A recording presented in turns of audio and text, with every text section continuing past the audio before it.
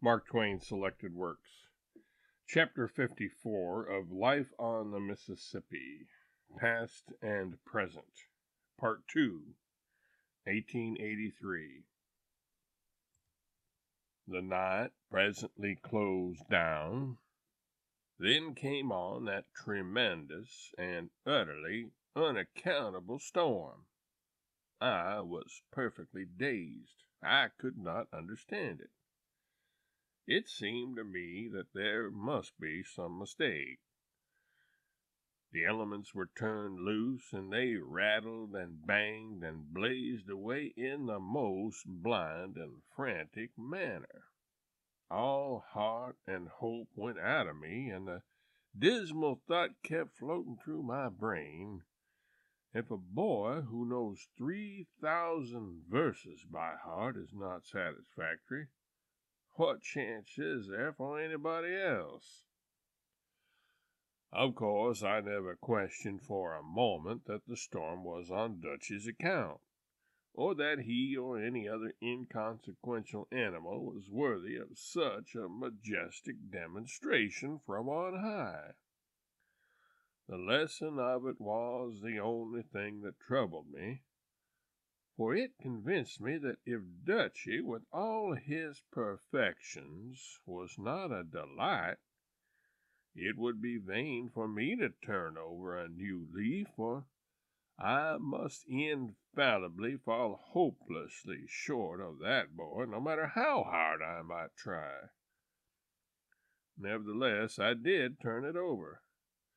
A highly educated fear compelled me to do that, but succeeding days of cheerfulness and sunshine came bothering around, and within a month I had so drifted backward that again I was as lost and comfortable as ever.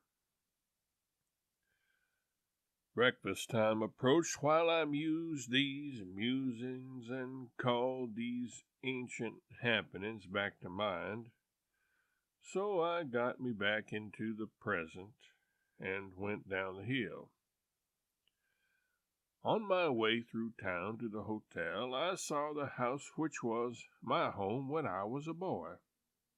At present rates, the people who now occupy it are of no more value than I am. But in my time, they would have been worth not less than $500 apiece. They are colored folk.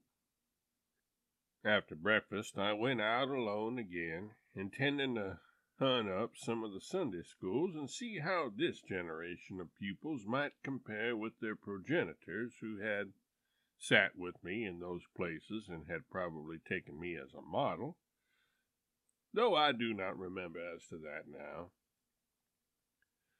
By the public square there had been in my day a shabby little brick church called the Old Ship of Zion, which I had attended as a Sunday school scholar, and I found the locality easily enough, but not the old church. It was gone, and a trig and rather hilarious new edifice was in its place. The pupils were better dressed and better looking than were those of my time. Consequently, they did not resemble their ancestors, and consequently there was nothing familiar to me in their faces. Still, I contemplated them with a deep interest and a yearning wistfulness, and if I had been a girl I would have cried, for they were the offspring and represented and occupied the places of boys and girls, some of whom I had loved to love and some of whom I had loved to hate, but all of whom were dear to me for the one reason or the other. So many years gone by, and Lord, where be they now?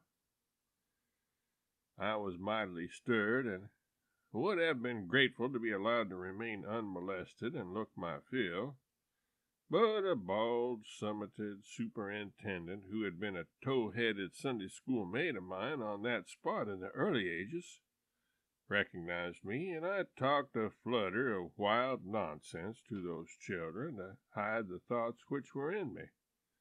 and which could not have been spoken without a betrayal of feeling that would have been recognized as out of character with me. Making speeches without preparation is no gift of mine, and I was resolved to shirk any new opportunity, but in the next and larger Sunday school I found myself in the rear of the assemblage, so I was very willing to go on the platform a moment for the sake of getting a good look at the scholars.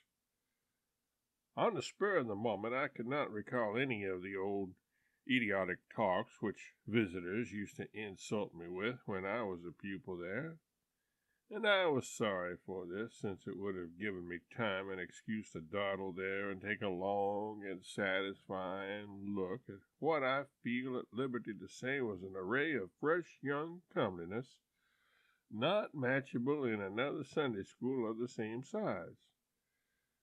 As I talked merely to get a chance to inspect, and as I strung out the random rubbish solely to prolong the inspection, I judged it but decent to confess these low motives, and I did so. If the model boy was in either of these Sunday schools, I did not see him. The model boy of my time, we never had but the one, was perfect. Perfect in manners, perfect in dress, perfect in conduct, perfect in filial piety, perfect in exterior godliness. But at bottom he was a prig. And as for the contents of his skull, they could have changed place with the contents of a pie, and nobody would have been the worse off for it, but the pie. This fellow's reproachlessness was a standing reproach to every lad in the village. He was the admiration of all the mothers, and the detestation of all their sons. I was told what became of him, but as it was a disappointment to me, I will not enter into details. He succeeded in life,